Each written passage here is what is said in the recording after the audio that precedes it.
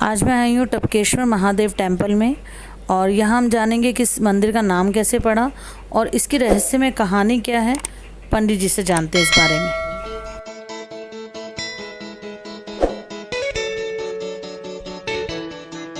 ये पंडित जी हैं, टपकेश्वर टेम्पल के पंडित जी जो संभाल रहे हैं। तो अब थोड़ी सी जानकारी इनसे ले लेते हैं। पंडित जी, कितना पुराना मंदिर है ये? ये है जी 5,500 साल पुराना। 5,500 साल पुराना है। महाभारत काल है ना, उससे पहले का है।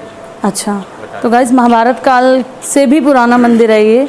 और यहाँ की देखरेख आप लोग ही करते हैं सर? हाँ, ये बड़े महाराज जी रहते हैं।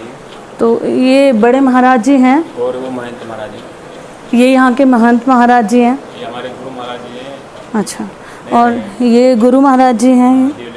तो आप रहते भी यहीं पे हैं? हाँ, मैं पुजारी हूँ, यहाँ आरती करते हैं। अच्छा, यहाँ आरती करते हैं। तो और आपका नाम? राजपाल गिरी। राजपाल गिरी। गिरी।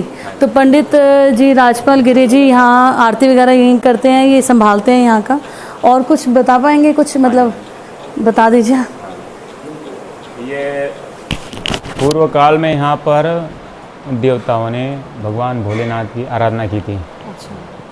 तपस्या की थी देवताओं ने जन कल्याण के लिए। तो भगवान भोलेनाथ ने यहाँ भूलोक से प्रकट होकर उनको दर्शन दिया। अच्छा। देवताओं को। अच्छा। और उनकी जो जन कल्याण के लिए कामना थी वो भगवान उनकी पूर्ण करी। फिर कुछ काल बीता, फिर ऋषि मुनि लोग आए जी। उन्होंने भी देखा कि सुनसान माहौल है, आश्रम अच्छा है, नदी का किनारा है। उन्होंने फिर भगवान यहाँ पर तपस्या करी मोक्ष की कामना के लिए। अच्छा। ऐसा कहते हैं। तो उन्होंने भी कई वर्षों तक तपस्या करी। फिर भगवान ने उनको दर्शन दिया, भोलेनाथ ने। अच्छा। और उनकी मोक्ष की जो कामना थी वो पूर्ण करी। अच्छा। फिर उसके बाद फिर कुछ काल बीतने पे द्रोणाचार्य जी आए। अच्छा। भ्रमण करते करते। अच्छा। उन्होंने देखा कि भाई यहाँ अच्छी शांति है, कोई नहीं रहना, आश्रम में शांति है, भगवान भोलेनाथ का शिवलिंग है सब। तो उन्होंने भी यहाँ रह के 12 वर्ष तक भगवान भोलेनाथ की तपस्या करी थी। अच्छा। और 12 वर्ष तक तपस्या करी तो उनकी तपस्या से प्रसन्न होकर भगवान भोलेनाथ ने दर्शन दिया। क्योंकि हे द्रोण, तुम्हारी क्या इच्छा है? क्योंकि तुम मांगो। तो उन्होंने कहा कि भगवान, मेरी इच्छा है कि आप मुझे धनुर्विद्या का ज्ञान प्रदान करो। अच्छा। क्या? ताकि मेरे को संसार जाने मेरी विद्या के द्वारा, मैं विख्यात हो जाऊँगी। मतलब उनको जो विद्या की जो प्राप्ति हुई थी वो इधर से? हाँ हाँ, ऐसा कहते हैं कि। तो उनको भगवान भोलेनाथ ने उनको धनुर्विद्या का ज्ञान प्रदान किया। अच्छा। फिर वो यहीं बस गए, यहीं रहने लगे। फिर कुछ समय बाद उनके यहाँ पर रहते रहते ब्याह भी हो गया।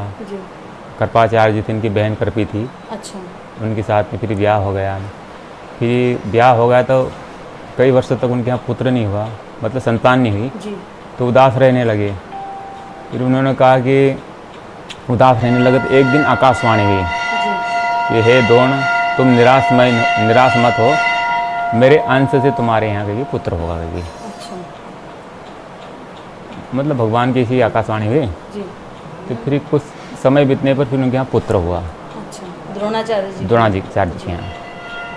तो पुत्र हुआ तो जो पुत्र हमारे बच्चा होता था रोता है ना, छोटा सा भैया, वो रोया नहीं था। जैसा घोड़ा कहता है आसो, मतलब जिसको कहते हैं, उससे हिननाया बच्चा। अच्छा। तो उसका नाम फिर अश्वत्थामा रख दिया। अश्वत्थामा। अच्छा। हाँ, ऐसा कहते हैं। जी के पुत्र जो अश्वत्थामा। हाँ, अश्वत्थामा। अच्छा। फिर रहने लगे, वो अश्वत्थामा हुआ। फिर माता के स्तन से दूध नहीं आता था। मतलब गरीबी हालत थी, खाने पीने की इतना नहीं था, तो कमजोरी थी। फिर बच्चे का पालन पोषण चावल का माठ होता है, उससे उन्होंने चनी डाल के पालन पोषण किया। ऐसे करते करते बच्चा 5 वर्ष का हुआ। 5 वर्ष का हुआ तो फिर एक दिन ऐसा हुआ कि इधर ऋषि मुनि लोग भी रहते थे, बताते हैं कि। तो उनके बच्चे भी ऐसे खेलने का आए, तो इनके साथ में बच्चा भी उनके आश्रम में चला गया साथ में। तो वहाँ वो बच्चों की माँ ने उनको एक कटोरा भर के दूध दिया बच्चे को। तो बच्चे ने पिया तो उसको बड़ा अच्छा लगा। पहली बार दूध पिया उसने, बड़ा प्रसन्न हो गया। पूछा ये क्या है? कि सफ़ेद पदार्थ। तो कि बेटा ये दूध है। अच्छा। कि दूध है? तो बड़ा प्रसन्न हो गया। तो फिर वो वापस फिर आया अपनी माँ का। फिर और शाम के समय इसको भूख लगी तो मांगा कि माता जी मेरे को दूध दो। वही चावल का माठ रहता था, रखती थी वो कि जब मांगेंगे जब दे देंगे। तो दिया तो कि माता जी है तो दूध नहीं है, कि दूध तो मैंने आज पिया। जो असली दूध था ये। तो वो फिर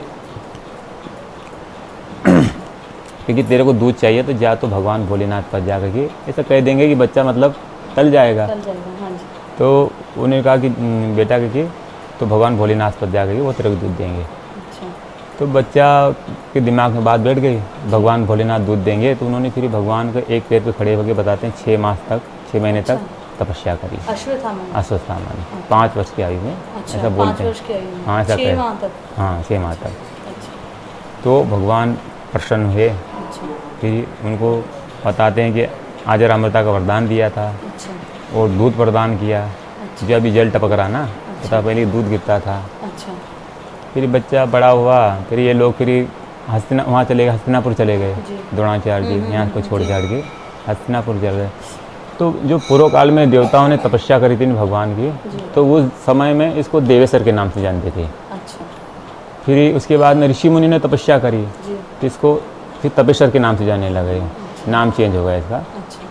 फिर जैसे अश्वत्थामा ने तपस्या करी तो दूध प्रकट हुआ, तो फिर दूधेश्वर के नाम से जाने लगे। अच्छा। समय के साथ नाम बदलते गए अच्छा। और फिर दूध लुप्त हो गया, कलयुग आया कि फिर ये जल टपक रहा है, तो फिर इसका टपकेश्वर नाम बना। टपकेश्वर नाम। तो ऐसे मतलब टपकेश्वर नाम। हाँ जी, ये है इसका।